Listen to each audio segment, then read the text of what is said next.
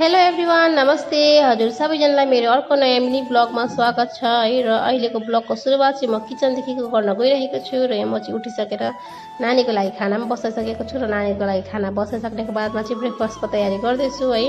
र यहाँ फटाफट गरेर ब्रेकफास्ट चाहिँ पास्ता चाहिँ बोइल गर्न बसाइसकेको छु। र पास्ताको लागि भेजिटेबल्सहरू काट्दैछु। र मलाई चाहिँ पास्तामा अलिक बेसी भेजिटेबल्सहरू हालेको मनपर्छ, तर अहिले अलिक भेजिटेबल्सहरू चाहिँ खत्तम भइसकेको थियो, केही पनि थिएन।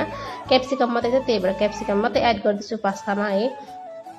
र मैले चाहिँ भेजिटेबल्सहरू कटिङ गरिसकेर यहाँ चाहिँ धुलाउँदैछु है। र धुलाइसकेर पास्ता पनि बोइल भइसकेको थियो र कटिङ पनि गरिसकेको छु भेजिटेबल्सहरू। र नानीलाई मैले चाहिँ खाना खिलाइहाल्छु भनेर नानीलाई खाना खिलाउनु लागि रेडी गर्दैछु है। र खानामा चाहिँ नानीलाई आज मैले भातै भात बनाइदिएको छु, किनकि मर्निङमा शाममा पनि उसले खाना मजाले खाएको थिएन, त्यही भएर आज मैले सुजीको हलुवा बनाइदिन भातै बनाइदिएको छु, त्यो भातै खाओस् भनेर।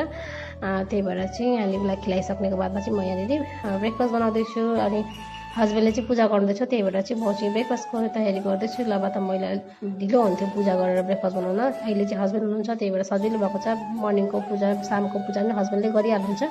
अनि त्यही भएर चाहिँ यता पूजा गरिसक्नु भएको थियो, त्यही भएर म पनि गएर नुहाइधुवाइ गरिसकेर आएर चाहिँ हामी चाय बनाउँदैछु है। र हस्बेन्ड ठिक्क पूजा गरिसकेर आउनुभएछ र हामी बसेर चाहिँ ब्रेकफास्ट गर्दैछौँ। र मेरो छोरीले पनि खाँदैछ पास्ता चाहिँ, उसलाई पनि मनपर्छ, त्यही भएर एकदम सिम्पल तरिकाले चाहिँ बनाएको छु आज चाहिँ मैले पास्ता। एकदम पिरोहरू नहाली मसलाहरू नहालिकन भेजिटेबल्सहरू कम्ती हालेर चाहिँ। र हामीले चाहिँ ब्रेकफास्ट पनि गरिसकेको छौँ। र ब्रेकफास्ट गरिसक्नेको बादमा चाहिँ मैले यहाँ फटाफट भाँडाहरू धुलाइसकेको छु है। र भाँडा धुलाइसकेर म चाहिँ एकछिन बजार जान्छु भनेर सोचिरहेको छु। सब्जीहरू अलिकति सकिरहेको छ है। र सब्जीहरू लागि बजार जान्छु भनेर सोचेको थिएँ, तर हस्बेन्डले भन्नुभयो म आफै गएर लिएर आउँछु भन्नुभएर हस्बेन्ड चाहिँ जानुभएको छ, सब्जी लिनको लागि जानुहुँदैछ। र यहाँ चाहिँ घरमा जानुभएको, किनकि दादाको गाडी छ, दादाको गाडी लिएर जान्छु भनेर यहाँ दादाको गाडी लिएर जानुभयो हस्बेन्ड चाहिँ। अनि म चाहिँ फेरि खाना बनाउनु लागि रेडी गर्दैछु है।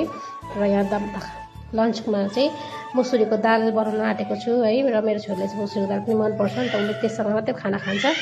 अनि त्यही भएर चाहिँ मुसुरीको दाल बनाउँदैछु है। र फटाफट गरेर खाना बनाउँछु भनेर चाहिँ अनि बनाउँदैछु। र बनाइसक्दा हस्बेन्ड पनि आइसक्नु भएछ। र हस्बेन्डले सब्जीहरू चाहिँ यति बेसी लिएर आउनुभएछ कि भेन्डी, मटर, त्यहाँदेखि बिन्स, अनि यो चाहिँ मसरुम ल्याउनु भएको छ। र मसरुम चाहिँ मेरो हस्बेन्डको एकदम फेभरेट हो। अनि त्यही भएर चाहिँ र मैले चाहिँ लन्च पनि रेडी गरिसकेको छु। लन्चमा चाहिँ दाल, धुले अचार, करेला, आलु भुटी फ्राई गरिदिएको छु, साग है।